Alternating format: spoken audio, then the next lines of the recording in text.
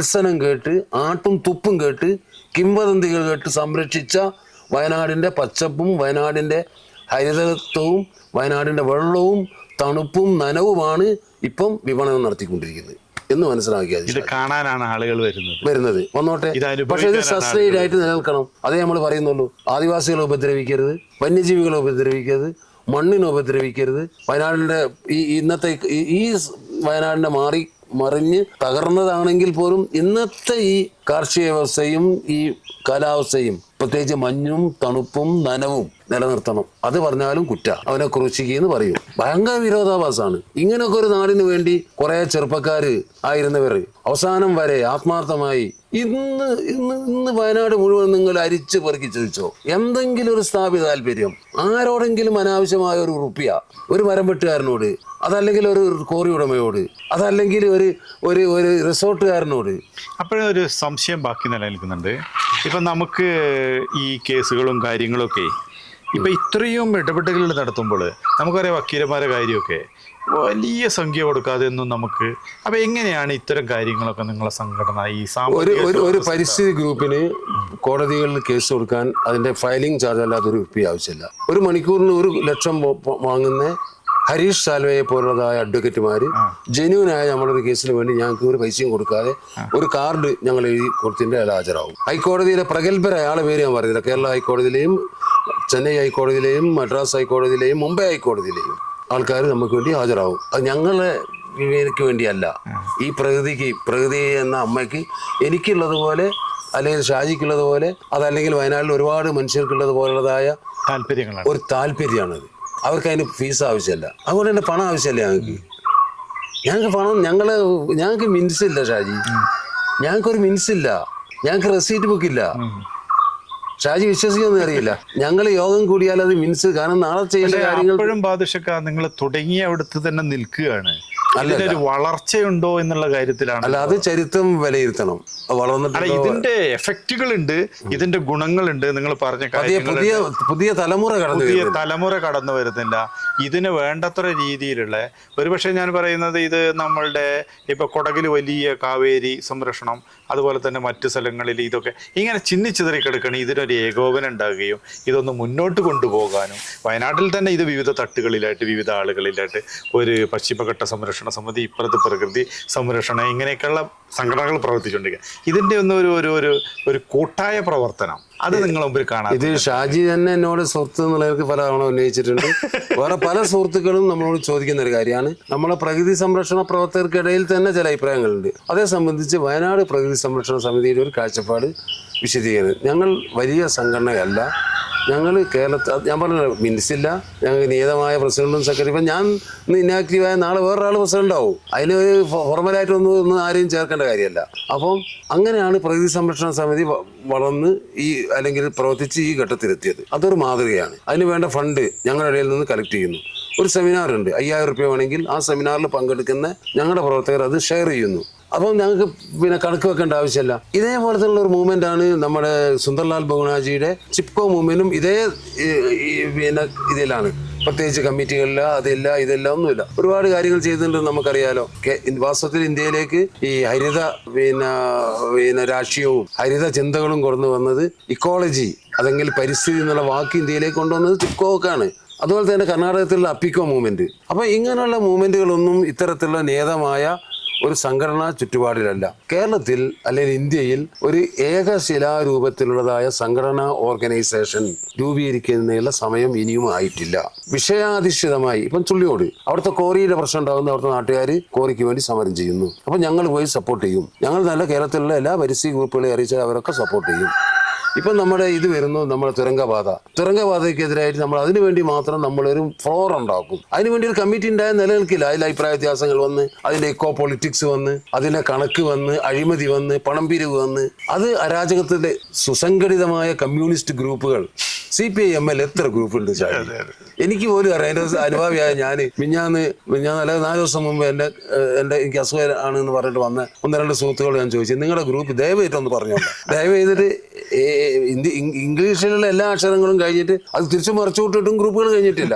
എന്നാൽ ഇതൊന്നോട്ട് പ്രബലമല്ലതാനും. അതെ അതെ, പ്രബലമല്ലതാനും. പ്രബലമല്ല. അപ്പൊ പശ്ചിമഘട്ട സമിതി ഉണ്ട് പേരിന്, അതൊരാളായിരിക്കും. അതേപോലെ തന്നെ ഇപ്പം കൂർഗില് നല്ല മൂവ്മെന്റ് ഉണ്ട്. ഞങ്ങൾ അവർ തമ്മിൽ സുഹൃത്തുക്കളാണ്. ഞങ്ങൾ ഈ നൈറ്റ് ട്രാഫിക് ബാൻ, അതുപോലെ തന്നെ വയനാട്ടിലെ മറ്റ് പരിസ്ഥിതി പ്രശ്നങ്ങൾ, അവർ ഞങ്ങളെ കൂട്ടത്തിൽ വരും, ഞങ്ങൾ അവരെ കൊടുത്ത് പോകും. അവർക്ക് വേണ്ടി ഞാൻ ഡൽഹിയിൽ പോയിട്ട് ഞാൻ കേസിൽ പങ്കുചേർന്നിട്ടുണ്ട്.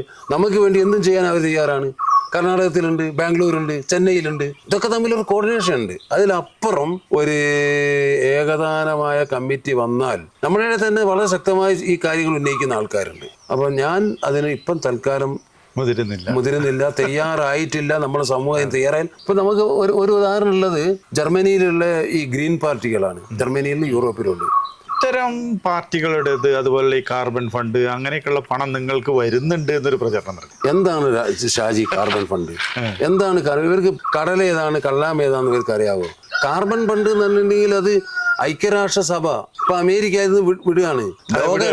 ലോകരാഷ്ട്രങ്ങൾ ഉണ്ടാക്കുന്ന ഒരു ഫണ്ടാണ്. ആ ഫണ്ട് ഏതെങ്കിലും സംഘടനകൾക്ക് NGOമാർക്ക് അല്ല കൊടുക്കുന്നത്. കാർബൺ ഫണ്ട് വരുന്നത് മാത്രമല്ല, ഇന്ത്യ കാർബൺ ഫണ്ടിന്റെ പുറത്താണ്. കാരണം ഇന്ത്യ പിന്നെ ഒരു വികസിത രാജ്യത്തിന്റെ കൂട്ടത്തിലാണ് എണിച്ചിട്ടുള്ളത്. കാരണം ഇന്ത്യയുടെ കാർബൺ എമിഷൻ വളരെ ഹൈ ആയതുകൊണ്ട് ഇന്ത്യക്ക് ആ ഫണ്ട് കൊടുക്കേണ്ടി വരും. അതല്ലെങ്കിൽ നമ്മൾ മുണ്ടക്കൈ ദുരന്തത്തിന് നമുക്ക് ആ ഫണ്ട് കിട്ടിയായിരുന്നു. അതേ സമയത്ത് പാകിസ്ഥാനിലോ ബംഗാളിലോ ആണെങ്കിൽ കിട്ടൂ. അമേരിക്കയിലോ ചൈനയിലോ ഇന്ത്യക്കോ ജപ്പാനിലോ കിട്ടൂല ഈ കാർബൺ ഫണ്ട്. അപ്പൊ ഈ കാർബൺ ഫണ്ട് ഒരു ആഗോള ഫണ്ടാണ്. അത് സർക്കാരുകൾക്ക് കൊടുക്കുക എന്നല്ലാതെ തീർച്ചയായും ഇന്ത്യയിലേക്ക് അത് വരുന്നുണ്ട്. ഈ ഡിസാസ്റ്ററിനുള്ളിൽ വരുന്നില്ല എന്നേ ഉള്ളൂ. പക്ഷെ ഹരിതവൽക്കരിക്കുന്നതിന് അത് ഇന്ത്യ ഗവൺമെന്റിന് വരും. ഇന്ത്യ ഗവൺമെന്റ് കേരള ഗവൺമെന്റിന് കൊടുക്കും. കേരള ഗവൺമെന്റും ഈ രാഷ്ട്രീയ പാർട്ടികളും കൂടി അത് വീതിച്ചെടുക്കും. ഞങ്ങളറിയില്ല. അവർ ഈ ഒന്നും അറിയാതെ കിഫ പോലതായ സംഘടനകളും ഇവിടുത്തെ രാഷ്ട്രീയ പാർട്ടികളിൽ പെട്ട നിരക്ഷരർ എന്നുള്ള പദം ഞാൻ അടിവരട്ട് പറയുന്നു. പരിസ്ഥിതിയെക്കുറിച്ചോ നാടിനെ കുറിച്ചോ ലോകത്തുള്ളതായ ഇത്തരത്തിലുള്ളതായ ഒരുപാട് സംഭവങ്ങളെ കുറിച്ചോ സംവിധാനത്തെ കുറിച്ചോ ഇപ്പം ലോക ഇതുണ്ടല്ലോ നമ്മുടെ health organisation, world health organisation, അതിന് അമേരിക്ക പോയി എന്നറിയുമ്പോൾ മിഴിച്ചു നോക്കുന്നതാണ്ട് എന്താണ് അമേരിക്ക, എന്താണ് ഹെൽത്ത് ഓർഗനൈസേഷൻ, അതിന്റെ പ്രസക്തി എന്താണ് ഇവർക്കറിയില്ല. ആരെന്നിപ്പോ ഷാജി പറയാണ് അതിൽ പിൻവാങ്ങിയത് അങ്ങനെ ആയിപ്പോയി ഇങ്ങനെ ആയിപ്പോയി എന്നാൽ അവരും പറയൂ. അപ്പം കാർബൺ ഫണ്ട് എന്ന് പറഞ്ഞ ഒരു ഫണ്ട് അങ്ങനെ നാട്ടുകാർക്കോ ജനങ്ങൾക്കോ കൊടുക്കാനുള്ളത് ലോകത്തിൽ എവിടെയും ഇല്ല. അത് ഈ വിദ്യാമാരോട് ഇനിയെങ്കിലും മനസ്സിലാക്കിയിട്ട് ഇത്തരം പ്രചരണങ്ങൾ നടത്തണം. നമ്മളിത് പറയും നന്നായിട്ട് ആസ്വദിക്കും. നല്ലൊരു വിഡ്ഢി അല്ലെങ്കിൽ ഒരു ഭ്രാന്തൻ കുറെ വങ്കത്തരം വിളിച്ചു പറയുമ്പോൾ കേൾക്കാൻ നല്ല ഹരാണല്ലോ. നമ്മളങ്ങനെയാണ്. നമ്മളെ കേട്ടിട്ട് നന്നായിട്ട് ആസ്വദിക്കും. ഞങ്ങൾ വലിയ ടെൻഷനിലായിരിക്കും. അപ്പോഴാണ് ഇങ്ങനത്തെ പ്രസ്താവനകൾ വരിക. അന്ന് ഞങ്ങൾ അങ്ങോട്ടും ഇങ്ങോട്ടും ഫോണിൽ വിളിച്ചിട്ട് കുറേ ചിരിക്കും. സത്യമാണ് ഞാൻ പറയുന്നത്. ഷാജിനോട് അബ്ബാസിനോട് അടുത്ത സുഹൃത്തുക്കളോട് ഞാൻ വിളിച്ചിട്ട് കേട്ടോ എന്ന് പറഞ്ഞ് ചിരിക്കും. നിങ്ങൾ ഭയങ്കര കാടും മണിമാളികയൊക്കെ കെട്ടിയിട്ടുണ്ട് എന്നൊക്കെ നിങ്ങൾക്ക് ഒരു ആക്ഷേപം ഉണ്ട് കേട്ടോ. തീർച്ചയായിട്ടും ഇതാണ് മണിമാളിക. അതായത് തേക്ക് പൂശി ആനക്കൊമ്പ് കൊണ്ട് ഇതിപ്പോ 2 വീടാ. എന്റെ ഒരു മോൻ അതും എന്റെ മോൻ വാസ്തവത്തിൽ ഒരു 1000 സ്ക്വയർ ഫീറ്റിന്റെ താഴെ ഉള്ളൂ ഞങ്ങളുടെ രണ്ടാളുടെയും വീട്. ഇത് രണ്ടും അങ്ങനെ. പക്ഷെ ഇതൊരു കുറച്ച് മനോഹരമായിട്ട് ഉണ്ടാക്കിയിട്ടുണ്ട് ആ കാലഘട്ടത്തില്. എന്റെ മോന് ഗൾഫിലായിരുന്നു. ഞാനൊരു 10 കൊല്ലം മുമ്പ് വരുമ്പോഴും നമ്മൾ ഈ വീട് ഇതന്നെയുള്ളത്. എന്റെ മോന് ഗൾഫിൽ പോയിട്ട് 15 കൊല്ലം നന്നായിട്ട് ജോലി ചെയ്ത്. അവൻ അരാംകോയിലായിരുന്നു, അരുള്. അവൻ വന്നിട്ട് നമുക്കൊരു വീട് ഉണ്ടാക്കാന്ന്. അവന് ഇപ്പം തിരുവണ്ണാമല തമിഴ്നാടല്ലേ? തമിഴ്നാട്. പിന്നെ നമ്മൾ പറയുമ്പോ മറ്റൊരു വിഷയം നമ്മൾ ഇതുവരെ പറഞ്ഞില്ല. വളരെ പ്രധാനമാണ്. മുത്തങ്ങ സമര സമയത്ത് കാട്ടിലേക്ക് ആദിവാസികൾ റിസർവ് വനത്തിലേക്ക് നിങ്ങളൊക്കെ ശക്തമായിട്ട് എതിർത്ത് മാത്രമല്ല, അന്ന് എല്ലാ രാഷ്ട്രീയ പാർട്ടികളും ഉണ്ടായിരുന്നു അല്ലേ? BJP ആദ്യഘട്ടത്തിൽ, അവസാന ഘട്ടത്തിലെ ഒരു കാര്യം നമ്മള് മുത്തങ്ങയിൽ നിന്ന് ഈ പ്രദേശത്തുള്ള ജനങ്ങൾ മുഴുവൻ വയനാട്ടുകാരും ഈ കാട്ടിൽ കയറാൻ പാടില്ല. അതിൽ 2 ഉണ്ട് സംഭവം. അവർ കാടിനോടുള്ള സ്നേഹത്തെക്കാൾ കൂടുതൽ കുടിയേറ്റ ജനതയ്ക്ക് ആദിവാസികളോടുള്ള ശത്രുതയുണ്ട്. നമുക്ക് കാട്ടിന്റെ ഉള്ളിൽ പോയി കാട് നശിപ്പിക്കുന്നതിനോടുള്ളതായ എതിർപ്പായിരുന്നു ഉണ്ടായിരുന്നു. വയനാട്ടിലെ ആദിവാസികൾ നടത്തിയിട്ടുള്ളതായ എല്ലാ പ്രക്ഷോഭങ്ങളുടെ കൂട്ടത്തിലും ഉറച്ചു നിന്നിട്ടുള്ള ഒരു സംഘടനയാണ് വയനാട് പ്രകൃതി സംരക്ഷണ സമിതി. ചില ഘട്ടങ്ങളിൽ ഞങ്ങളെ കൂടാതെ RSS അവരെ കൂട്ടത്തിൽ ഉറച്ചു നിന്നിട്ടുണ്ട്. ഒരു സംഘടനയും നിന്നിട്ടില്ല. അപ്പോൾ അങ്ങനെ സമിതി നിന്ന് വയനാട്ടിലെ ആദിവാസികളുടെ പ്രശ്നം തീർച്ചയായിട്ടും ഉണ്ട്. അവരുടെ ഭൂപ്രശ്നം വളരെ രൂക്ഷമാണ്. അതിനുവേണ്ടി ജാനുവിൻ്റെ നേതൃത്വത്തിൽ നടന്ന സമരത്തിന് ഞാൻ ചുരുക്കി പറയുകയാണെങ്കിൽ അതിന് വയനാട് പ്രകൃതി സംരക്ഷണ സമിതി 100% സപ്പോർട്ടായിരുന്നു. എൻ്റെ തൊട്ട വീടിൻ്റെ അടുത്ത് ഒരു പാറ്റമരത്തി ഉണ്ടായിരുന്നു. അവരുടെ അന്യാധീനപ്പെട്ടു പോയ ഭൂമി വീണ്ടെടുക്കാൻ വേണ്ടി അവർ നടത്തിയ പോരാട്ടങ്ങൾ, അവർ ഭയങ്കര ധീര വനിത, ആരും അറിയാത്തത്, കണ്ണടച്ച് കെട്ടിയിട്ട് പോലീസുകാരോട് എൻ്റെ നെഞ്ചിലേക്ക് വെടിവെക്കുമെന്ന് പറഞ്ഞ് പിറകിൽ ആദിവാസി ചെറുപ്പക്കാരെ നിർത്തി 7 ഏക്കർ ഭൂമി പിടിച്ചെടുത്ത ആളാണ്. അവിടെ തൊട്ടടുത്ത് തേലമ്പറ്റ കോയാലിപ്പുര. ആ പാറ്റമരത്തിയുടെ കൂടെ നിന്ന ഒരൊറ്റ സംഘടനയുള്ളൂ, ഞാൻ അടക്കമുള്ള പ്രകൃതി സംരക്ഷണ സമിതി. അങ്ങനെയുള്ള പ്രകൃതി സംരക്ഷണ സമിതി CK ജാനുവിൻ്റെ നേതൃത്വത്തിൽ നടക്കുന്ന സമരത്തിനും ഞങ്ങൾ അനുകൂലമായിരുന്നു. അതെന്താണെന്ന് വെച്ചാൽ ആദിവാസികളുടെ അന്യാധീനപ്പെട്ടു പോയ അവരുടെ പൈതൃക ഭൂമി അവർ വീണ്ടെടുക്കണം വയനാട്ടിൽ. അതിന് പകരം ഭൂമി കിട്ടിയാൽ പോരാ. അതാണ് ഞങ്ങളുടെ സ്ലോഗൻ. അതായിരുന്നു ജാനുവിൻ്റെയും ആദ്യ കാലഘട്ടത്തിലെ മുദ്രാവാക്യം. ആദിവാസികളുടെ അന്യാധീനപ്പെട്ടു പോയ ആദ്യഘട്ടത്തിൽ അവരെ മുദ്രാവാക്യം അത് തന്നെയായിരുന്നു. പക്ഷേ പെട്ടെന്ന് അതുവരെയുള്ള ആദിവാസി മുന്നേറ്റങ്ങളൊക്കെ അങ്ങനെ തന്നെയായിരുന്നു. അതുകൊണ്ട് തന്നെയാണ് ഞങ്ങളതിനെ പിന്തുണ പ്രഖ്യാപിച്ചതും. പക്ഷെ ജാനു ഈ സമരം ജാനുവിൻ്റെ സമരം വാസ്തവത്തിൽ അതിന് നേതൃത്വം കൊടുത്തത് വാസ്തവത്തിൽ ക്രിസ്ത്യൻ കുടിയേറ്റക്കാരുടെ താല്പര്യങ്ങളുള്ള സഭയാണ്, പള്ളിയാണ്. പള്ളി വല്ലാത്തൊരു ഘടകമാണ്. അവർ ജാനുവിനെ ഏറ്റെടുത്തിട്ട് സമരം സെക്രട്ടേറിയറ്റിലേക്ക് കൊണ്ടുപോയി. സെക്രട്ടേറിയറ്റിൽ ആ സമരം വമ്പമായിട്ട് ആഘോഷിക്കപ്പെട്ടു. മീഡിയ ജാനു വലിയ ഹീറോ ആക്കപ്പെട്ടു. അവിടെ ആൻ്റണി ജാനുവിൻ്റെ കൂട്ടത്തിൽ കോൽക്കളി നടത്തി, അങ്ങനെ വലിയ സംഭവം നടന്ന് അവസാനം ഒത്തീർപ്പുണ്ടായത് എന്താണ്? ആദിവാസികളുടെ അന്യാധീനപ്പെട്ടു പോയ ഭൂമി 1 ഇഞ്ചും കൊടുക്കണ്ട, പകരം ഭൂമി എല്ലാ ആദിവാസികൾക്കും 5 ഏക്കർ ഭൂമി. ഞങ്ങൾ അന്നേ പറഞ്ഞു 5 ഏക്കർ പോയിട്ട് 1 ഏക്കർ കൊടുക്കാനുള്ള ഭൂമി കേരളത്തിൽ ഇന്നത്തെ സാഹചര്യത്തിൽ കിട്ടില്ല. ആന്റണിയെ അന്നത്തെ ട്രൈബൽ മിഷന്റെ ഒരു ആനന്ദബോസോ അങ്ങനത്തെ ഒരു കക്ഷി ഉണ്ടായിരുന്നു, അയാൾ തെറ്റിദ്ധരിപ്പിക്കുകയായിരുന്നു ചെയ്തത് ആന്റണിയെ. അങ്ങനെ ജാനുവിനാവട്ടെ ഈ ജാനുവിൻ്റെ സമരം അതിൻ്റെ ഇടയിൽ 2 ആൾക്കാർ റാഞ്ചിയിരുന്നു. ഒന്ന് ഗീതാനന്ദൻ, അതുവരെ കൊണ്ടു നടന്നിരുന്ന സഭയിൽ നിന്ന് ഗീതാനന്ദൻ റാഞ്ചിയെടുത്ത്. അതാണ് ഉണ്ടായ സംഭവം. എന്നാലും സഭയുടെ പിന്തുണയായിട്ട് മാറിയിട്ട് സഭയുടെ ആഗ്രഹം എന്തായിരുന്നു? കർഷകരും അല്ലെങ്കിൽ കുടിയേറ്റ ജനതയാണ് ആദിവാസികളുടെ ഭൂമി തട്ടിയെടുത്തത്. നമുക്ക് എല്ലാവർക്കും അറിയാം, ചാരായം കൊടുത്തും മറ്റ് പല വിധത്തിലും കബളിപ്പിച്ച് തട്ടിയെടുത്തത്. ആ ഭൂമി പിന്നേക്ക് വേണ്ടി ആദിവാസികൾ നടത്തുന്ന പോരാട്ടം സ്വാഭാവികമായിട്ടും വയനാട്ടിലെ സാമൂഹിക അന്തരീക്ഷത്തിൽ വലിയ പ്രത്യാഘാതങ്ങൾ ഉണ്ടാക്കും. അത് പള്ളിയും ആദിവാസികളും തമ്മിലുള്ള സമരമായിട്ട് മാറും. അത് പള്ളിക്ക് വലിയ ചീത്തപ്പേരുണ്ടാക്കും. മാത്രമല്ല പള്ളിയുടെ കുഞ്ഞാടുകൾക്ക് ഭൂമി നഷ്ടപ്പെടും എന്നുള്ള ഘട്ടത്തിയപ്പോൾ ഈ സമരം സർക്കാരുമായിട്ടുള്ളതായ ഒരു കോൺഫ്ലിക്റ്റ് ആക്കി മാറ്റാൻ തയ്യാറായിട്ടാണ് അവർ അങ്ങോട്ട് സമരം കൊണ്ടുപോയതും. അല്ലല്ല, സെക്രട്ടേറിയറ്റിലെ അഗ്രിമെന്റ് എന്തായിരുന്നു? ആ അഗ്രിമെന്റ് വെച്ച് 2 മാസത്തിൻ്റെ ഉള്ളിൽ ഇവർക്കെല്ലാം ഭൂമി 5 ഏക്കർ കൊടുക്കാമെന്നുള്ള രീതിയിൽ ആ സമരം പിൻവലിച്ചു. നമ്മൾ അന്നേ ആ സമരത്തെ പിൻവലിച്ചതിന് ഞങ്ങൾ എതിരായിരുന്നു. അന്ന് മുതലാണ് ജാനുവായിട്ടുള്ള ഞങ്ങളുടെ അടിസ്ഥാനപരമായ അഭിപ്രായ വ്യത്യാസങ്ങൾ ഉണ്ടാകുന്നത്. തുടർന്ന് ജാനു വളരെ ഗോപ്യമായിട്ട് മുത്തങ്ങക്കാടുകൾ, അത് പൈതൃക ഭൂമിയാണ്, ഒരിക്കലും അല്ല. മുത്തങ്ങ ഭൂമി എന്ന് പറഞ്ഞിട്ടുണ്ടെങ്കിൽ മാവിൻഹള്ള റിസർവാണ്, വെസ്റ്റേൺ ഫോറസ്റ്റ് അല്ല എന്നൊക്കെ പ്രചരിപ്പിച്ചു. അതൊക്കെ പത്രക്കാർ കണ്ണും അടച്ച് ഇതാക്കുകയാണ്. ഇത് ടിപ്പു സുൽത്താൻ്റെ കാലം മുതലേ മൈസൂർ രാജാക്കന്മാരുടെ മുതലേ ഈ മാവിൻഹള്ള റിസർവ് സർക്കാർ ഭൂമിയാണ്, സർക്കാർ വനഭൂമിയാണ്. അത് സ്വാതന്ത്ര്യത്തിന് ശേഷം 3ആയി ഡിവൈഡ് ചെയ്തപ്പെട്ട ഒരു ഭൂമിയാണ്. അപ്പോൾ ആ ഭൂമിയിലേക്കാണ് കയ്യേറ്റം നടത്തുന്നത്. അതറിഞ്ഞപ്പോൾ ഞങ്ങൾ ജാനുവിനോട് പോയിട്ട് ഞങ്ങൾ പറഞ്ഞു, ഈ ഭൂമിയിൽ കയറരുത്, ഇവിടെ നിങ്ങൾക്ക് സർവേ ചെയ്യാൻ പറ്റില്ല ആദിവാസികൾ, കാരണം മാൻ ആനിമൽ കോൺഫ്ലിക്റ്റ് അന്നേ ഉണ്ട്. ഈ കാട്ടിൻ്റെ ഉള്ളിൽ ആനകൾ വേനൽക്കാലത്ത് മൈഗ്രേറ്റ് ചെയ്യുന്നവർ ഒരു പ്രദേശമാണിത്. ആദിവാസികൾക്ക് വലിയ പിന്നെ ആദിവാസികൾക്ക് അവിടെ ഒരു തൊഴിലും കിട്ടില്ല. അങ്ങനെ നിങ്ങൾ സാങ്ച്വറിക്കുള്ളിൽ കയ്യേറിയിട്ട് സർക്കാരിനെ സമ്മർദ്ദത്തിലാക്കണമെന്ന് ആണ് ആഗ്രഹിക്കുന്നെങ്കിൽ സുൽത്താൻ ബത്തേരി ടൗണിൻ്റെ അടുത്ത് വനലക്ഷ്മി ഉണ്ട്. വനലക്ഷ്മി 500 ഏക്കറുണ്ട് കുരുമുളക് കൃഷി ചെയ്യുന്നത്.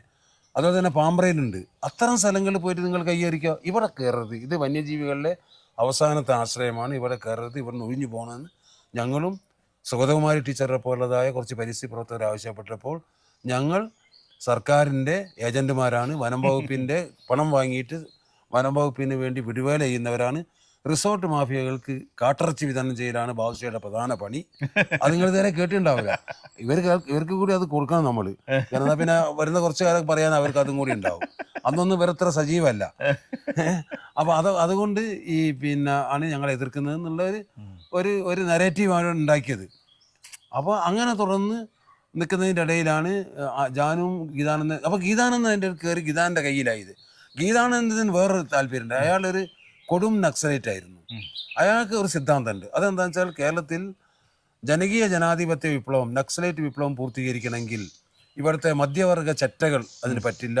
അടിസ്ഥാന വർഗം, ട്രൈബ്, പ്രത്യേകിച്ച് ട്രൈബിലെ മുള്ളോക്കുറുമരും കുറിച്ചരും പറ്റില്ല. അതിലെ അടിയാമാരും പണിയരും കാടർ പോലുള്ളതായ അടിസ്ഥാന വർഗങ്ങളും വളരെ താഴെത്തട്ടുള്ള ദലിതുകളും കൂടുതലായ മുന്നണിയാണ് സായുധ സമരം നടത്തേണ്ടത്. അതിന് പറ്റിയ സ്ഥലമാണ് നമ്മുടെ മുത്തങ്ങ. മുത്തങ്ങയിൽ നെടുമാരൻ തൊട്ടപ്പുറത്ത് തമിഴ്നാട്ടിലുണ്ട്, വീരപ്പനുണ്ട്. അതുകൊണ്ട് അവിടെ കയറ്റുക എന്നുള്ളത് അയാളുടെ ഒരു ലക്ഷ്യമായിരുന്നു. അപ്പോൾ അത് മനസ്സിലാക്കിയിട്ട് ഞങ്ങളതിനെ എതിർത്തു. ഞങ്ങൾ ജാനുവിനോട് ആദ്യം പുറത്തു പോകണമെന്ന് ആവശ്യപ്പെട്ടു. ജാനു പുറത്തു പോകാൻ തയ്യാറായില്ല. അപ്പം ഞങ്ങൾ ജാനുവിനെ അവിടെ നിന്ന് എവിക്റ്റ് ചെയ്യണമെന്ന് ആവശ്യപ്പെട്ടുകൊണ്ട് ഞങ്ങൾ ഹൈക്കോടതിയിൽ ഒരു കേസ് ഫയൽ ചെയ്തു.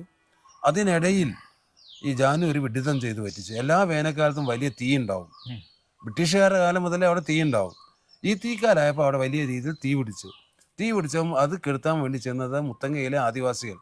അതിൽ പിന്നെ കാട്ടുനായ്ക്കരുണ്ട്, മുള്ളക്കുറുമരുണ്ട്, ഊരാളിക്കുറുമരുണ്ട്, ടാക്സി ഡ്രൈവർമാരുണ്ട്. അവരെ ബന്ദികളാക്കി എന്ന് മാത്രമല്ല വിഷ്വൽ മീഡിയയിൽ അതൊക്കെ അന്നേരം തന്നെ ആയി വരുന്നതും ഏഷ്യാനെറ്റിലും മീഡിയയും ഒക്കെ ഉണ്ട്. മീഡിയ വണ്ണൊക്കെ അതിൽ എയർ ചെയ്യാൻ മീഡിയ വണ്ണില്ല, കയ്യിലുണ്ട്. അതെ, അവരിത് എയർ ചെയ്യാൻ തുടങ്ങി. മാത്രമല്ല മാധ്യമ പത്രത്തിൽ പിറ്റേന്ന് വലിയ വാർത്ത വന്നു, മാതൃഭൂമിയിലൊക്കെ. ഇവരെന്നെ എടുത്തു കൊടുത്തേ, അതിനുള്ളിൽ വരെ വെച്ച് പീഡിപ്പിച്ച്. ഇത് കണ്ടോടുകൂടി ആദിവാസികളും ഒക്കെ അതിനുള്ളിലേക്ക് മാർച്ച് ചെയ്ത് വയനാട് പ്രകൃതി സംരക്ഷണ സമിതി അതിന് സപ്പോർട്ട് ചെയ്തു. അങ്ങനെയാണ് ആ എവിക്ഷൻ നടക്കുന്നത്.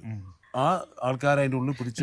ആദ്യത്തെ സമര കാലഘട്ടത്തിൽ എല്ലാ രാഷ്ട്രീയ പാർട്ടികളും കൂടെ ഉണ്ടായിരുന്നു. ഈ ബന്ധമൊക്കെ നിർത്തിയല്ല ഇവിടെ വയനാട് സമിതി റോഡ് തടഞ്ഞു. ഇവരെ കാട്ടിൽ നിന്ന്, കാരണം മുത്തങ്ങക്കാരായുള്ളതായ മുള്ളോക്കുറുമരും കാട്ടുനായ്ക്കരും ഊരാളിക്കുറുമരും കുറച്ച് ടാക്സി ഡ്രൈവർമാരും അതിൻ്റെ ഉള്ളിൽ പിന്നെ തടങ്കലിൽ കിടക്കുകയാണ്. അവർക്ക് ഭക്ഷണമല്ല, വെള്ളമല്ല. അതിൻ്റെ ചിത്രങ്ങളാണ് പത്രത്തിൽ വന്നത്. പെണ്ണുങ്ങളും അവരെ മക്കളൊക്കെ വന്ന് നെഞ്ഞത്തടിച്ച് വിലപിക്കാൻ തുടങ്ങി. ഈ കുടിയേറ്റക്കാരും നമ്മളും എല്ലാം കൂടിയാണ് മുത്തങ്ങയിൽ ഉള്ളിൽപ്പെടുത്ത്. ഉടനെ തന്നെ മുത്തങ്ങയിലെ ചെക്ക് പോസ്റ്റ് ജനങ്ങൾ കൈവശപ്പെടുത്തി ആ റോഡ് ബ്ലോക്ക് ചെയ്ത്. അപ്പം ഒത്തുതീർപ്പ് എന്നുള്ള നിലയിൽ കലക്ടർ വന്നിട്ട് അവരെ ജാനുവാരി സംസാരിച്ച് അവരെ കന്ന് വൈകുന്നേരം വിടിയിപ്പിച്ച് രാത്രി തന്നെ ഇന്നത്തെ KPCCൻ്റെ അധ്യക്ഷൻ സുധാകരൻ ഉണ്ടല്ലോ, അയാളാണ് വനമന്ത്രി. അയാൾ രാജ്യഭീഷണി മുഴക്കി ആന്റണിയോട് പറഞ്ഞു, ഇതിനെ എവിക്റ്റ് ചെയ്തിട്ടില്ലെങ്കിൽ കാട്ടിൽ നിന്ന് മാറ്റിയില്ലെങ്കിൽ ഞാൻ മന്ത്രിസ്ഥാനം രാജിവെക്കുന്നത്. അവനെ എവിക്റ്റ് ചെയ്യാൻ തയ്യാറായി. അത് ഇവരുടെ പിടിപ്പേട് കൊണ്ട് തന്നെ വെടിവെപ്പിൽ കലാശിച്ച് ഒരു ആദിവാസി കൊല്ലപ്പെട്ടു, ഒരു പോലീസുകാരും കൊല്ലപ്പെട്ടു. നമ്മൾ അതിനൊക്കെ എതിരായിരുന്നു. അതോടെ ആദിവാസികൾ ചിന്നിച്ചെതറി ഓടി. ആദിവാസികൾക്ക് വലിയ ദുരിതങ്ങളും വലിയ ബുദ്ധിമുട്ടുകളുണ്ടാക്കി. ആദിവാസികളെ പോലീസ് വേട്ടയാടി.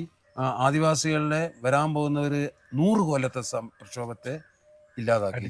ഇന്ന് പകരം ഭൂമിയുമില്ല, ഭൂമിയുമില്ല, ആദിവാസികളുടെ അവകാശങ്ങളുമില്ല. ജാനു പിന്നെ ഈ ബിക്കിനിയും അതുപോലെ തന്നെ പിന്നെ മറ്റേ ഇതൊക്കെ ഇട്ടിട്ട് വരച്ച് ഇപ്പോഴും ആദിവാസി മാർക്സിസ്റ്റ് പാർട്ടിയിലും കോൺഗ്രസിലും മാറി മാറി പിന്നെ നടക്കുന്നു. അവരെ പിന്താങ്ങിക്കൊണ്ട് നമ്മുടെ കുറേ സുഹൃത്തുക്കൾ അവരെ പിന്നാലുണ്ട്. പുസ്തകം എഴുതുന്നു, വേറെ ആരെങ്കിലും എഴുതി കൊടുക്കുന്നു. അതേപോലെ തന്നെ കാപ്പി പറിച്ചിട്ട് അവരെ, അന്ന് കാപ്പിക്ക് ഒരു വിലയില്ലാത്ത കാപ്പി പറിച്ചിട്ട് 2.5 ഏക്കറിലെ കാപ്പി പറിച്ചിട്ട് അവര് ഏത് ഇന്നോവ വാങ്ങുന്നു, അതിനെ മഹത്വവൽക്കരിക്കുന്നു. BJPന്റെ അധ്യക്ഷനോട് ലക്ഷക്കണക്കിന് റുപ്യ വാങ്ങുന്നു, അതിനെ മഹത്വവൽക്കരിക്കുന്നു. നമ്മള് എന്താണ് മറ്റുള്ള സമുദായത്തിൽപ്പെട്ട ആൾക്കാർക്ക് വാങ്ങാമെങ്കിൽ വാങ്ങിയ മന്ത്രങ്ങൾക്ക് ഇങ്ങനെ ചൊറിയുന്നത്? നമ്മൾ ചൊറിഞ്ഞിട്ടുമില്ല, മാന്തിയിട്ടുമില്ല, നമ്മൾ ഉണ്ടാകുന്നു. അതാണ് മുത്തങ്ങ സമരത്തിൻ്റെ. ഞങ്ങൾ മുത്തങ്ങ സമരത്തിൽ ജാനുവിനോ ആദിവാസികൾക്കോ എതിരല്ല. ഇന്നും ആദിവാസികളുടെ അവകാശപ്പെട്ട ഭൂമിക്ക് വേണ്ടി നടത്തുന്ന സമരത്തിന്റെ ഒപ്പം ഞങ്ങൾ നിൽക്കും. ജാനുവിന്റെ പുറകിലുള്ളവർ എന്ത് വിചാരിച്ചു അത് വിജയിച്ചു കേട്ടോ. അതായത് ഇവർ തമ്മിലുള്ളതായ കോൺഫ്ലിക്റ്റ്, അതാണ് മുഖ്യം. അത് വിജയിച്ചു. ആദിവാസികളുടെ സമരം എന്നത്തേക്കുമായിട്ട് ഇല്ലാതാക്കുക എന്നുള്ളത് വിജയിച്ചു. ഇന്നും വിവിധ CPI-ML പ്രസ്ഥാനങ്ങളും അതുപോലെ തന്നെ ഭൂസംരക്ഷണ സമിതിയും വയനാട്ടിൽ സമരം നടത്തിക്കൊണ്ടിരിക്കുന്നത് കാട്ടിലേക്ക് കയറ്റിയിട്ടാണ് ആദിവാസികളെ. അതല്ലാതെ ആദിവാസികൾക്ക് കിട്ടേണ്ട മലയാളം പ്ലാന്റേഷൻ്റെയോ മറ്റ് തോട്ടമുടമകളുടെയോ കൈവശമുള്ള മിച്ചഭൂമികൾ പിടിച്ചെടുത്ത് കൊടുക്കാൻ വേണ്ടി ഉള്ള സമരം ഇന്നും അവർ നടത്താൻ തയ്യാറായില്ല. അത് നമ്മൾ മനസ്സിലാക്കുന്ന കാര്യം. പിന്നെ വേറെ ഒന്ന്, നമ്മുടെ കേരളത്തിൻ്റെ അഭിമാനമാണല്ലോ നമ്മുടെ ഭൂപരിഷ്കരണ നിയമം 1970 വന്നിട്ടുള്ളത്. കമ്മ്യൂണിസ്റ്റ് സർക്കാരാണ് അത് കൊണ്ടുവന്നത്. ആ EMSൻ്റെ കാലത്ത്. പിന്നീട് അച്യുതമേനോനുള്ളപ്പോഴാണ് അത് പിന്നെ അത് ഇംപ്ലിമെൻ്റ് ചെയ്യുന്നത്. 40 ലക്ഷം ആൾക്കാർക്ക് തുണ്ട് ഭൂമി കൊടുത്ത സമരമാണ് അത്. വയനാട്ടിലെ ആദിവാസികൾക്കൊന്നും ഒരു തുണ്ട് ഭൂമിയും കൊടുക്കാതെ മുഴുവനും ഇവിടുത്തെ ജന്മികൾ കാട്ടിലേക്ക് അടിച്ചോടിക്കായത്. നിങ്ങൾ എവിടെ വേണമെങ്കിലും പോയി നോക്കിയോ, അതാരും പഠനം നടത്തിയിട്ടില്ല. നിങ്ങൾ പുൽപ്പള്ളി പോയി നോക്കിയോ, നൂൽപ്പുഴ പോയി നോക്കിയോ, നെന്മേനി പോയി നോക്കിക്കോ, തിരുനെല്ലി പോയി നോക്കിക്കോ. കേരളം മുഴുവൻ ഈ മുന്നേറ്റം നടന്നപ്പോഴും വയനാട്ടിൽ ആദിവാസികളെ കാട്ടിലേക്ക് ഓടിക്കുക എന്നല്ലാതെ ജന്മിമാരുടെ ഒരു തുണ്ട് ഭൂമി ഇവർക്ക് കൊടുത്തിട്ടില്ല. ഞാൻ 100 തെളിവുകളുണ്ട്, ഞാൻ പുറത്തെല്ലാം പോയി ഞാൻ സ്റ്റഡി ചെയ്തിട്ടുണ്ട്.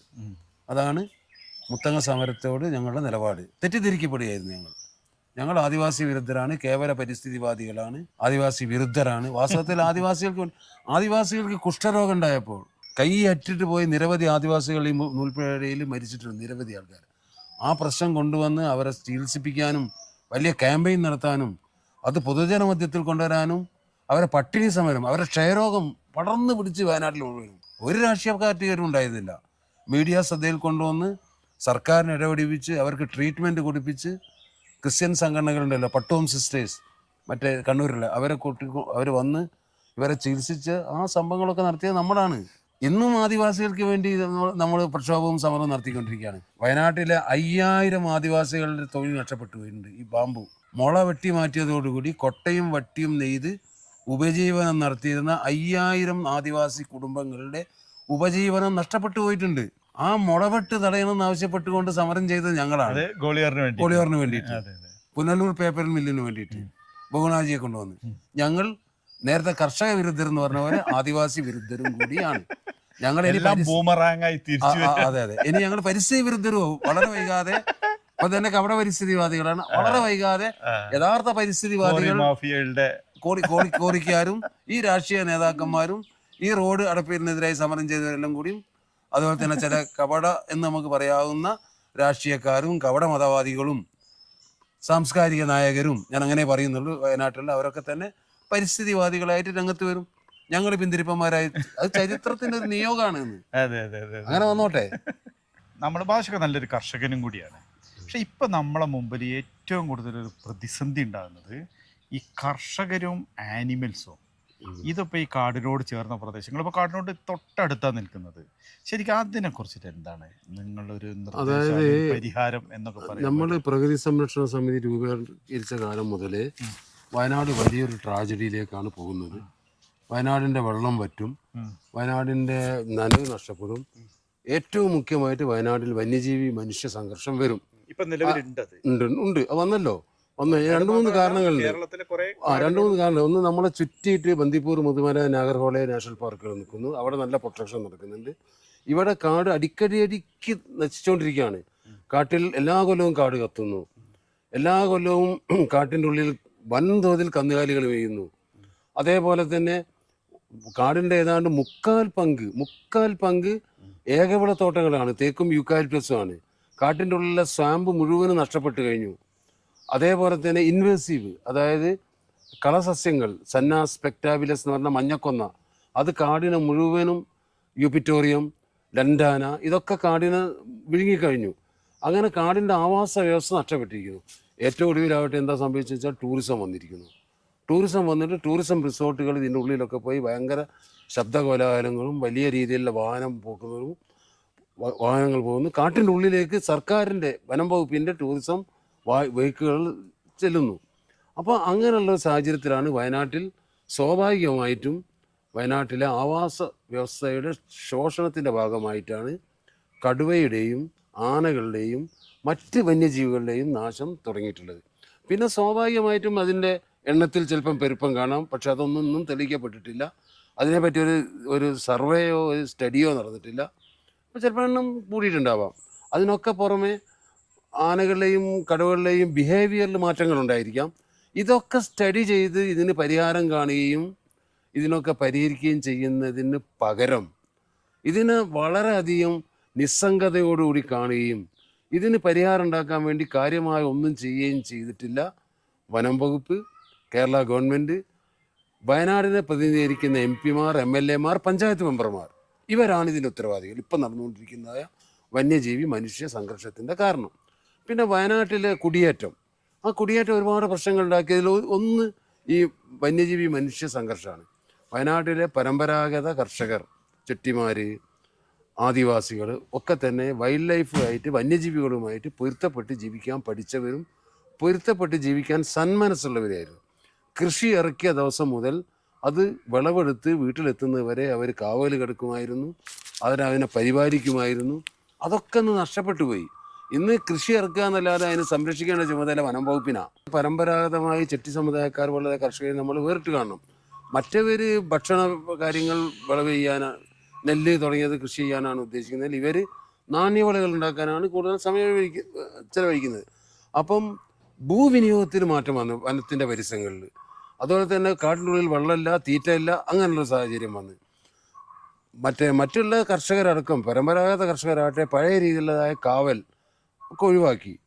ഏറുമാടങ്ങളുടെ നാടായിരുന്നു വയനാട്. അതൊക്കെ ഒഴിവാക്കി ആന വന്നിട്ടുണ്ടെങ്കിൽ അതിന് ഓടിക്കേണ്ട കടമ വനം വകുപ്പിൻ്റേതായി മാറി. ഇപ്പം വനം വകുപ്പ് ചെയ്തുകൊണ്ടിരിക്കുന്നത് എന്താണ്? മര്യാദയ്ക്ക് കോമ്പൻസേഷൻ കൊടുക്കുന്നില്ല, ഇതിനെ അഡ്രസ്സ് ചെയ്യുന്നില്ല, ഇതിന് പരിഹാരം ഉണ്ടാകുന്നില്ല. ഞാൻ നേരത്തെ പറഞ്ഞതുപോലെ കടുവ തുടങ്ങിയതായത് നമ്മുടെ ദേശീയ സമ്പത്താണ് എന്നുള്ള രീതിയിൽ ഇൻസെൻറ്റീവ് കൊടുക്കുന്നില്ല. നഷ്ടപരിഹാരമല്ല, അവർക്ക് സമാശ്വാസനം, അതാണ് എൻ്റെ ശരിയായ പദം. ഇപ്പോൾ എൻ്റെ ഈ മുളങ്കൂട്ടം ഒരു കൊല്ലം മുമ്പ് വന്നിട്ട് ആന ഒടിച്ചു തിന്ന്. ഇതിൻ്റെ അപ്പുറത്തുള്ള എൻ്റെ 40,000-40,000 രൂപേൻ്റെ വാഴയും തെങ്ങും ആന നശിപ്പിച്ചാണ്. ഇന്ന് വരെ 2 കൊല്ലം കഴിഞ്ഞ് എനിക്ക് കോമ്പൻസേഷൻ കിട്ടിയിട്ടില്ല. അപേക്ഷ കൊടുത്തിട്ടുണ്ട്, കോമ്പൻസേഷൻ വനം വകുപ്പ് കൊടുക്കുന്നില്ല. അപ്പോൾ ഇങ്ങനെയുള്ള കർണാടകത്തിലൊക്കെ നേരെ മറിച്ചാണ്. പെട്ടെന്ന് കോമ്പൻസേഷൻ കൊടുക്കും. ഡെത്ത് ഉണ്ടായാൽ 10 ലക്ഷം കൊടുത്താൽ മതിയോ? ഒരു കടുവ ഒരു സ്ഥലത്ത് സാന്നിധ്യം കണ്ടാൽ തന്നെ അവിടെ കാവലേർപ്പെടുത്തണം, അവിടെ മോഡേൺ ആധുനിക സാങ്കേതിക വിദ്യ ഉപയോഗിച്ചിട്ട് അവിടെ നിരീക്ഷണം നടത്തണം, ക്യാമറ വെക്കണം, എന്നിട്ട് ട്രാപ്പിൽപ്പെടുത്തണം. ഞങ്ങളുടെ പ്രക്ഷോഭത്തിനൊന്നും വേണ്ടി കാത്തു നിൽക്കേണ്ട കാര്യമല്ല. ഇതൊന്നും ചെയ്യാത്തൊരവസ്ഥയാണ് ഇന്ന് ഈ പ്രശ്നം ഇത്രയും സങ്കീർണമാക്കിയത്. അതിന് പുറമെ രാഷ്ട്രീയ പാർട്ടികളെക്കാൾ കൂടുതൽ ക്രിസ്ത്യൻ സഭകളും അവരുടെ കിഫ, അവരുടെ വേറെ ചില കാസ തുടങ്ങിയതായ തീവ്ര സംഘടനകളും മറ്റ് അജണ്ടകൾ വെച്ച് അവർക്ക് വേറെ അജണ്ട, അവർ കർഷകരുടെ താല്പര്യമൊന്നും അവർക്ക് പ്രശ്നമേ അല്ല. അവർക്ക് വന്യജീവി വിദ്വേഷം, വനവിദ്വേഷം, വനം വകുപ്പുകാരോടുള്ള വിദ്വേഷം, പരിസ്ഥിതിയോടുള്ള വിദ്വേഷം, പരിസ്ഥിതി പ്രവർത്തകരോടുള്ള വിദ്വേഷം, വെള്ളത്തോടുള്ള വിദ്വേഷം, കൃഷിയോടുള്ള വിദ്വേഷമാണ് അവരുടെ മുതൽക്കൂട്ട്. അവർക്ക് ഒരുപാട് അജണ്ടകളുണ്ട്. അത് കോറി മാഫിയയായിട്ടും റിസോർട്ട് മാഫിയയായിട്ട് ബന്ധപ്പെട്ട് കിടക്കുകയാണ്. അതിൻ്റെ വേര് അവിടെയാണ് കിടക്കുന്നത്. ഇവരെല്ലാവരും കൂടി ക്രിയേറ്റ് ചെയ്തിട്ടുള്ള ഒരു പത്മവ്യൂഹത്തിലാണ് വയനാടും കുടിയേറ്റ ജനതയും. പ്രശ്നമുണ്ട്, സങ്കീർണമായ പ്രശ്നമുണ്ട്, അത് പരിഹരിക്കേണ്ടതാണ്. അത് ജനങ്ങളുടെ സപ്പോർട്ടോടുകൂടി ജെന്യൂനായിട്ടുള്ളതായ ഇവിടുത്തെ ഗ്രാമസഭകൾ, പ്രത്യേകിച്ച് നമ്മുടെ ത്രിതല പഞ്ചായത്തിൽപ്പെട്ട ആൾക്കാർ, അവരെ ശാക്തീകരിച്ച് അവരുടെ സപ്പോർട്ടോടുകൂടി കർഷകരെ വിശ്വാസത്തിലെടുത്തുകൊണ്ടുള്ളതായ ഒരു പരിഹാരം ഉണ്ടായിട്ടുണ്ട്. പരിഹാരം കൊടുത്തുകൊണ്ട്, അതെ, നല്ല സമാശ്വാസം കൊടുക്കും. കാടും നാടും വേർതിരിച്ചുകൊണ്ട്. കാടും നാടും വേർതിരിക്കാന്നൊന്നും പറഞ്ഞാൽ അത്ര എളുപ്പമല്ല. ഇവിടെ എൻ്റെ ഇവിടുന്ന് ഒരു 200 മീറ്റർ പോയാൽ വന്യജീവി സങ്കേതമായി. നമ്മളെ ബാബു ഏട്ടനെ, നമ്മളെ ഉറവൊക്കെ നല്ല ഉദ്ദേശങ്ങളാണ്. ഉറവ് ഇപ്പൊ വേറെ എവിടെ എത്തിപ്പോയി. പക്ഷെ ബാബു ഏട്ടനൊക്കെ ഇപ്പോഴും ആ ചിന്താഗതി ഉണ്ട്. നമ്മുടെ ബാബുരാജ് ഉറവ്, ബാബു ഏട്ടനൊരു പുതിയൊരു സംവിധാനം, ഇങ്ങനെ മുളകളെ ഇതുപോലെ അടുത്ത് വെച്ചിട്ട് മൃഗങ്ങളും നാച്ചുറൽ വേലി ഉണ്ടാകും. നാച്ചുറൽ വേലിനെ അല്ല, അതിന് പല മെത്തേഡുകൾ നമ്മൾ പരീക്ഷിക്കണം. മറ്റ് പല ചിലവുകളെ അപേക്ഷിച്ചിട്ട് കുറവാണ്, അത് വളരെ കുറവാണ്. 1 കിലോമീറ്റർ ചെയ്യുന്ന സ്ഥലത്ത് 1 ലക്ഷം രൂപ കൊണ്ട് 1 കിലോമീറ്റർ ചെയ്യാമെങ്കിൽ ഇത് 1 ലക്ഷം കൊണ്ട് 4 കിലോമീറ്റർ ചെയ്യാമെന്നുള്ള. അതുകൊണ്ട് തന്നെ വനംവകുപ്പുകാർക്ക് വലിയ താല്പര്യം ഉണ്ടാവില്ല, സ്ഥിരം വരുമാനവും കിട്ടൂല. അല്ല, അത്ര പ്രൊജക്ട് പുള്ളി അല്ല, കറപ്റ്റഡ് ആയുള്ള ബ്യൂറോക്രസി, കറപ്റ്റഡ് ആയുള്ള പൊളിറ്റിക്സ്, കറപ്റ്റഡ് ആയുള്ളതായ ഒരു സമൂഹത്തിന് സമൂഹം ജീർണിച്ചു കഴിഞ്ഞു. ഞാനും നിങ്ങൾ ഷാജി അടങ്ങുന്ന സമൂഹം ഏറ്റവും വലിയ ജീർണതയിലാണ്. നമുക്ക് പറ്റിയത് തന്നെ നമുക്കൊക്കെ ഉണ്ടാവും. ഉദ്യോഗസ്ഥ വൃന്ദവും രാഷ്ട്രീയവും ഒക്കെ നമുക്ക് പറ്റിയതേ ഉണ്ടാവും. അതിൽ നിന്നും ഇതൊക്കെ തന്നെ പ്രതീക്ഷിക്കേണ്ടതുള്ളൂ. അതുകൊണ്ട് തന്നെ ഇത് ശരിയാവുന്ന എനിക്ക് വലിയ വിശ്വാസമൊന്നുമില്ല ഷാജി. പോരാട്ടം തുടരുക. ഞാനൊരു കൃഷിക്കാരനാണ് ഷാജി. അങ്ങനെ ഞങ്ങള് വീട്ടില് എൻ്റെ കൂട്ടത്തില് ഈ പറയുന്ന കൊട്ടാരുണ്ടല്ലോ, ഈ ആനക്കൊമ്പുകളാലും തേക്ക് മരത്താലും ഈട്ടിത്തടികളാലും അയാളായ ഈ കൊട്ടാരം ഏതാണ്ട് താഴെ ഒരു 900 അടിയും മുകളിലൊരു 900 അടിയും 1000 അടിയുള്ളതായ 2 പാർട്ടുകളാണ് മണ്ണ് അധികം നശിപ്പിക്കേണ്ടെന്ന് വെച്ചിട്ട് ഞങ്ങൾ അങ്ങനെ ഉണ്ടാക്കി. ഇതിലങ്ങനെ കയറി അവനും കൂടും. അവനും ഭാര്യയും 3 മക്കളും ഉണ്ട്. അവരൊന്നിച്ചാ താമസിക്കുന്നത്.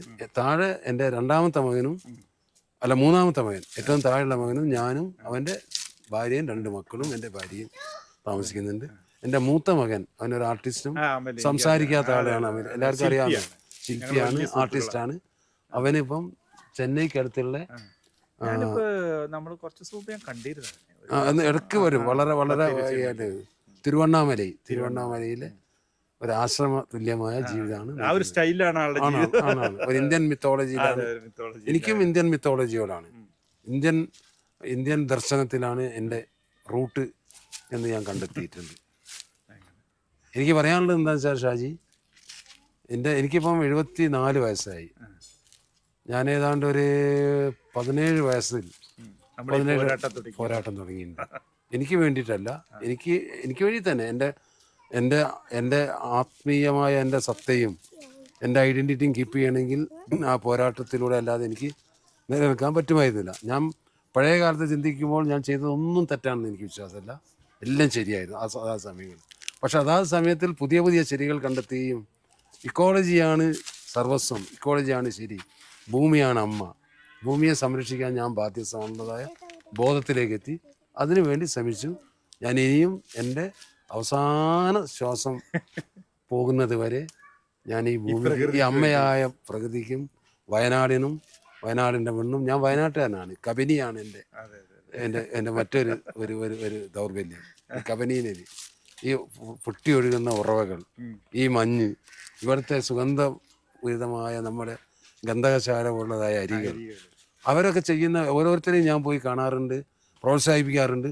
ഉദാഹരണമായിട്ട് തിരുനെല്ലിയിലുള്ള നമ്മുടെ രാജേഷ് കൃഷ്ണൻ ഉണ്ടല്ലോ, രാജേഷ് കൃഷ്ണൻ വലിയ കൂട്ടായ്മയാണ്, രാസവളമില്ലാതെ അയാളെ നിങ്ങൾ പോയി കണ്ടാണ്. ഞാനിവിടെ പിന്നെ ഒരു വിത്തുത്സവത്തിന് ഞാൻ ഈ മാനന്തവാടിയിൽ പോയിരുന്നു, കണ്ടിരുന്നു. പിന്നെ ആദിമ ജനതയ്ക്ക്, വയനാട്ടിലെ ആദിമ ജനത, ആദിവാസികൾ എന്നല്ല ഞാൻ പറഞ്ഞു, ആദിമ ജനത, അവരുടെ ന്യായമായ എല്ലാ ആവശ്യങ്ങളും ഈ ഏറ്റവും ഒടുവിൽ ടൂറിസക്കാർ അവരെ കോട്ടിൻ്റെ ഉള്ളിലേക്ക് കുമിഴിയിൽ കടന്നു ചെന്നിട്ട് ഭയങ്കര ഡിസ്റ്റർബൻസ് ഉണ്ടാക്കിയോ.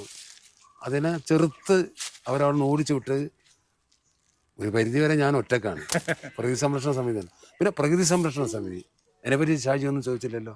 വയനാട് പ്രകൃതി സംരക്ഷണ സമിതിയിൽ ഇപ്പം ആക്റ്റീവായിട്ട് ഞങ്ങളൊരു 8-10 ആൾക്കാരുണ്ട്.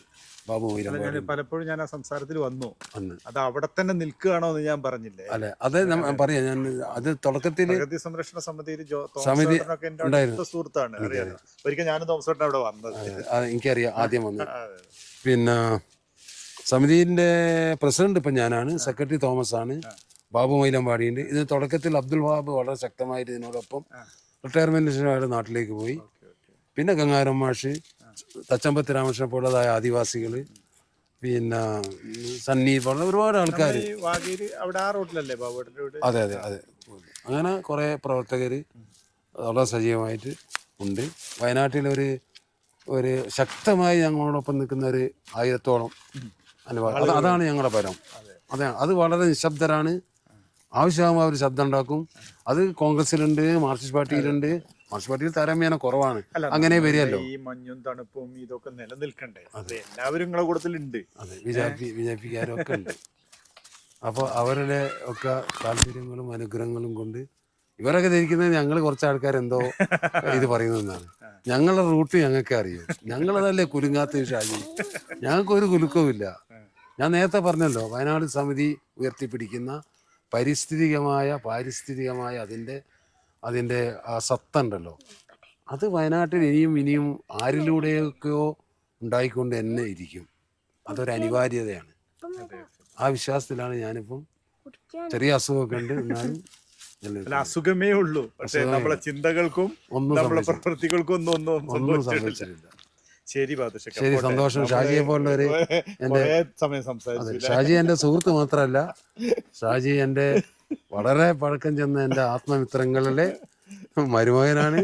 ആ കുടുംബത്തിലെ ഇളയ അംഗങ്ങളാണ്. ദീർഘകാലമായിട്ട് നമ്മുടെ പരിസ്ഥിതിയോട് ബന്ധപ്പെട്ട് നമ്മളൊക്കെ പ്രൊമോട്ട് ചെയ്യുന്ന ആളാണ്. ഞങ്ങൾക്കെതിരായുള്ള കിംവദന്തികൾ വിശ്വസിക്കാത്ത ആളാണ്.